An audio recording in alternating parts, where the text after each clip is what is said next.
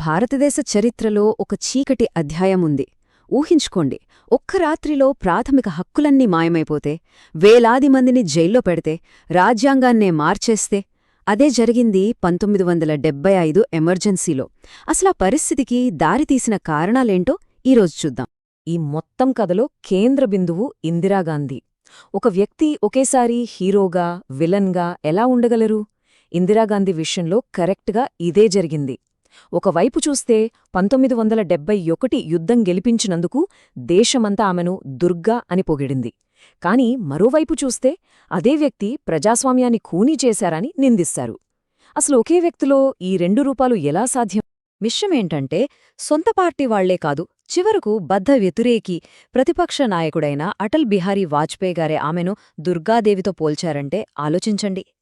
కాని కేవలం 4 ఏళ్లలో ఆ దేవతే ప్రజాస్వామ్యానికి పెనుశత్రువుగా ఎలా మారింది? ఇంతకీ ఏం జరిగింది? ఈ ప్రశ్నకు సమాధానం దొరకాలంటే మనం కొన్ని సంవత్సరాలు వెనక్కి వెళ్లాలి. ఎమర్జెన్సీకి దారితీసిన ఆ రాజకీయ సంక్షోభాన్ని ఒకసారి చూడాలి. ఇది అచ్చం డొమినోలా, ఒకదాని తర్వాత ఒకటి కూలిపోయిన సంఘటనల గొలుసు. అంతా మొదలైంది 1971 ఎన్నికలతో. గరీబీ హఠావో నినాదంతో ఆమె గెలిచారు. కాని తనపై పోటీ చేసి ఓడిపోయిన రాజనారాయణ్ ఊరుకోలేదు. ఎన్నికల్లో అక్రమాలు జరిగాయని కోర్టుకెక్కారు. కట్ చేస్తే 4 ఏళ్ల తర్వాత అలహాబాద్ హైకోర్టు సంచలన తీర్పిచ్చింది. ఆమె ఎన్నిక చెల్లదని, పదవికి అనర్హురాలని, ఒక్కసారిగా ప్రధాని పదవికే ఎసురుచ్చింది. ఆ క్షణంలో ఆమె దేశ భవిష్యత్నే మార్చేసే ఒక నిర్ణయం తీసుకున్నారు. సరిగ్గా అదే సమయంలో దేశంలో ఇంకో పెద్ద తుఫాను మొదలైంది. అదే జయప్రకాష్ నారాయణ్ గారి సంపూర్ణ క్రాంతి ఉద్యమం. అవినీతికి, నిరుద్యోగానికి వ్యతిరేకంగా మొదలైన ఈ ప్రజా ఉద్యమం దేశవ్యాప్తంగా అంటుకుంది. దీన్ని ప్రభుత్వం తమ ఉనికికే ముప్పుగా చూసింది. ఎమర్జెన్సీ పెట్టడానికి ఇదొక ముఖ్య కారణంగా చూపించింది. సో జూన్ 25, 1975 ఆ రాత్రికి రాత్రే దేశంలో ప్రజాస్వామ్యానికి సంకెళ్లు పడ్డాయి. ఆ తర్వాతొచ్చిన 21 నెలలు, ఆ చీకటి రోజుల్లో సామాన్యులు ఎంత నష్టపోయారో, ఎంత మూల్యం చెల్లించారో ఇప్పుడు చూద్దాం. ఎమర్జెన్సీ ప్రకటించిన వెంటనే మొదలైంది అసలు ఆపరేషన్. అర్ధరాత్రిళ్ళు తలుపులు తట్టడం, అరెస్టులు. జయప్రకాష్ నారాయణ్, వాజ్పాయి, అద్వానీ ఇలా పెద్ద పెద్ద నాయకుల దగ్గర్నుంచి ప్రభుత్వాన్ని ప్రశ్నించిన ప్రతి గొంతునూ నొక్కి జైల్లో పెట్టారు. జైలు గోడల మధ్య జరిగిన అఘాయిత్యాలు చాలా దారుణం. వీళ్లేమీ నేరస్తులు కాదు, కేవలం తమ అభిప్రాయాన్ని చెప్పిన రాజకీయ ఖైదీలు. కాని వాళ్లపై ప్రయోగించిన హింస మాటల్లో చెప్పలేనిది. చాలా అమానవీయంగా ప్రవర్తించారు. కాని ఎమర్జెన్సీలో జరిగిన అతిపెద్ద మానవ హక్కుల ఉల్లంఘన ఏంటో తెలుసా? బలవంతపు కుటుంబ నియంత్రణ ఆపరేషన్లో జనాభాను కంట్రోల్ చేస్తామనే పేరుతో అక్షరాల 60 లక్షల మందికి బలవంతంగా స్టెరిలైజేషన్ చేశారు. ఈ నంబర్ వెనుక ఉన్న కథలు వింటే ఇంకా షాక్ అవుతారు. ప్రభుత్వ ఉద్యోగులకు టార్గెట్లు పెట్టారు. ఫలానా నెలకు ఇన్ని ఆపరేషన్లు చేయించాలని. ఇంకేముంది, ఆ టార్గెట్లు రీచ్ అవ్వడానికి పేదవాళ్లను, బలహీనులను వీధుల నుంచి బలవంతంగా పట్టుకెళ్లి క్యాంపులకు తరలించారు. అక్కడ సరైన సౌకర్యాలు లేక ఇన్ఫెక్షన్లొచ్చి చాలామంది ప్రాణాలు కూడా కోల్పోయారు. ఈ బలవంతపు ఆపరేషన్లు కొన్నిచోట్ల పెద్ద గొడవలకు దారితీశాయి. ముఖ్యంగా ఢిల్లీలోని తుర్క్మాన్ గేట్ దగ్గర.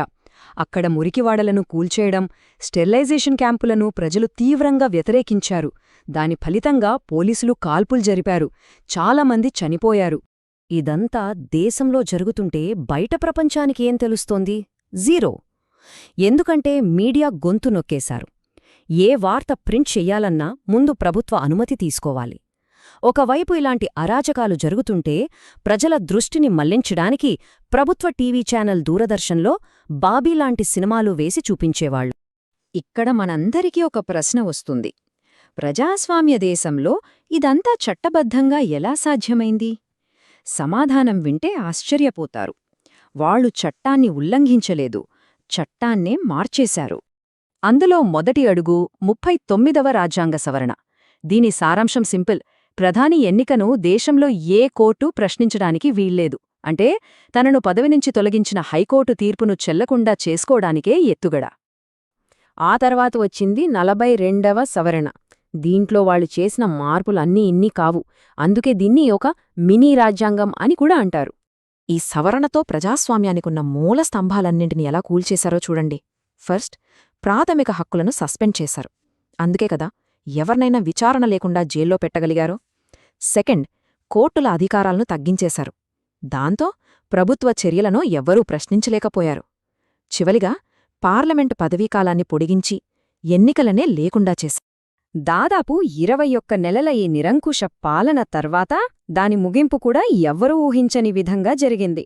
1977లో ఇందిరాగాంధీ ఉన్నట్టుండి ఎన్నికలకు పిలుపునిచ్చారు. బహుశా తనే గెలుస్తానని అనుకున్నారేమో, కాని ప్రజలు ఆమెను, కాంగ్రెస్ పార్టీని ఘోరంగా ఓడించారు. అధికారంలోకి వచ్చిన కొత్త జనతా పార్టీ ప్రభుత్వం ఎమర్జెన్సీలో రాజ్యాంగానికి చేసిన డ్యామేజ్ని రిపేర్ చేయడానికి 44వ సవరణను తీసుకొచ్చింది. మళ్లీ ప్రజాస్వామ్యాన్ని పట్టాలెక్కించింది. ఇదంతా అయిపోయాక మన ముందొక పెద్ద ప్రశ్న మిగిలిపోతోంది.